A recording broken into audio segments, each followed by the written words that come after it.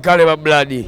namwe mwe bale kulituleteramu ekivulu kigeze kiti boyinga bw'okirabye ttaano kibadde fit mwana era njagala kwebaza abawagizi baffe bonna mwana balituleeteddemu bayimbi bakyali bange abazze ne basanyusamu ku bantu baffe baboyi muli bakabi nange era mumpadde ebbanja mu katen yaman abasinga bagenda ne bavayo ne boogera ebigambo ebitakwatagana bagamba nti Yanga Mule ekibale alabika takyalinawo kikyagenda otuwa ate olabye kyembawadde munnange music we bate bamwogereranga ebigambo naye ffe tukkiririza bigambo tukkiririza mu kumuyimba yaman experience kijofunye wano kuba okusinzira nti no abantu bezzano baweereza ate nga gyosibuka boyinze abantu bawano banjagala dda emyaka 10 egiyise bandagadda laavu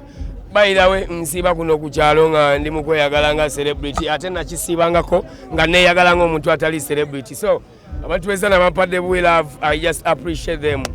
yaman ate era kitegeeza nti tugenda kuba tukomawo every year yaman obadde ku stage n'ogamba nti okujjako nga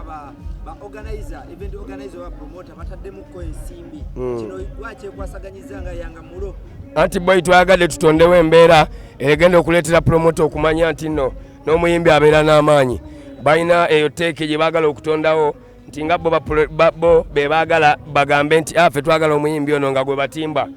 njagala bayimbi bannange bayigire ku nze nti osobola okweorganizingira show negeti n'ogimaliriza yaman tugambe nti kati abayimbi yevako lyemwazzeemu okuba nti si yevako etwazemu nenjagala bayigire ku nze nti kisoboka yaman obadde tolanze show yebbanga lino lyonna omaze emyezi nga gijo nga tolanga omaze wiiki emu n'ovayo n'olanga Yanga Mulo yaman kino kitegeeza ki Yanga Mulo kitegeeza oli w'amaanyi ssebo kasita naawe okirabye kubanga bwe naageeyita simja kuba sigeetonze nga gwoyinza okumpa ku kyolabye bwe mba simenye rekodi kali gwegenda kale ogimenye booti mu budde bwe buti yaman esebo obadde ku stage n'ogamba nti abantu babawe ebimuli nga bakyaliwo yaman bimuli ate tebasobola bikwatako boyi mbadde sirina kyentegeeza okujjako okuweereza bannayuganda obubaka timwagale bannammwe nga bakyali balamu era kyekyo kyembadde ntegeeza era kyenayogedde naffe naawe yagala kyaliwo ng'akyali mulamu naawe nsaba bakumatire ng'okyaliwo baleme kulinda ng'awo ogukoze ate bajje bakusudiye olinawo ko embeera gy'olabye etali ntuufu sirina mbeera yonna gye ndabye etali ntuufu wano okuva lwe nayingiddewo everything kibadde positive abayimbi bayimbye bulungi buli mukitambudde bulungi bawoza simanyi bayaye tewaliwo yadde vako eri kyankalanye wano you understand buli muntu azze nga azze kukyakala era ne bagende waka fit kati kitegeeza kyekyo kitegeeza nti mani tukola tukimanyi era abantu baffe nekye bakola bakitegeera okutwagala batwagalamu alali sibiri fake bajja kulowooza muno kiboozi nakubaganya naye mulamu mwerabiddeko ti abantu baffe batwagala yaman still kyali ku statement yemu ey'okugaba ebimuli Yanga Mulo okuba nti oyogedde bagaba ebimuli abantu nga bakyali balamu mu industry olabye nti mulimu abatasiimiddwa obanga Yanga Mulo nti tasiimiddwa nze nsiimiddwa boyi ensonga lwaki tuli mu kavimbo ali eyo nga tasiimye ayinamu naye ensonga ze ayinza okuba nga kale naye ayinamu peyini ye ayinamu naye peyini ye ng'omuntu naye nze ndi musiimu ku byonna ebigenda mu maaso olabye evako libaddeko ba MP libaddeko ba Ghetto Youth kitegeeza Yanga Mulo talina kilasi gy'atalinayo bakyalibe you get it kati nze I appreciate man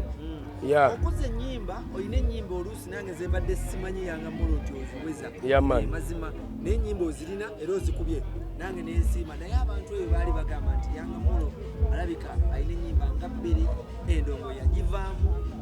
agenda tusumbuwa busumbuwa boyi kasita era mbasumbuye nga bwe babadde bagamba abazze era mbasumbuye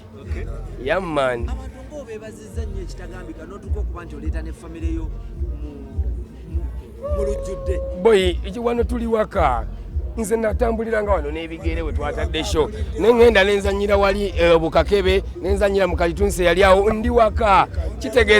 kitegeeza nti bwojja wano ogenda kusanga abantu bange okuvira ddala ku taata mpaka ku mukyala wange ku abaana be mutalabye kubanga obudde bwa kiro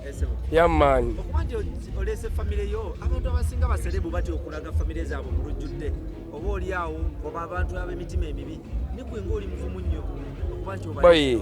nga bwe nagambye abantu bawe muli nga bakyali balamu kyogamba mmale gukola famire yange ndyoke njiraga abantu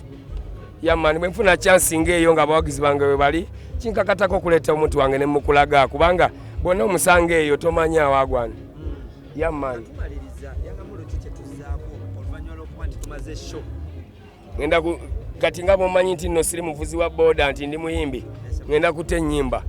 yamani era namayuse kunjani featuring Ziza Bafana close to me reggae music boy ngenda kuta music right now kubanga muwoza Young Mulo talina music ate namayuse nze kategede yamani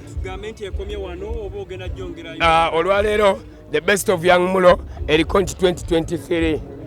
naye nga sawa yonna ejjanga eriko 2024 okategede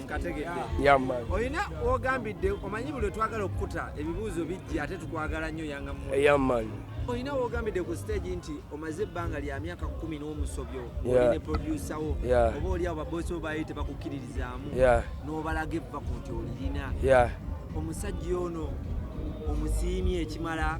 kakati 5 kiki kyobadde oyagala ekyokusiima okusingawo mayi 5 mukuleetedde obadde tomanyi nti mbadde nekyali wange okumala emyaka 10 oyo producer n'oluyimba olwaliro lwensembi yokukola yalukoze kitegeeza ki nti nze ndi walaali maani ate bwe mba ndiringa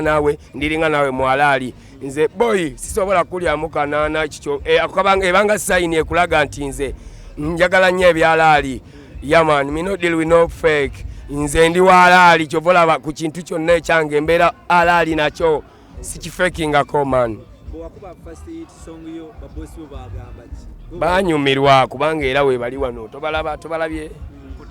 yaman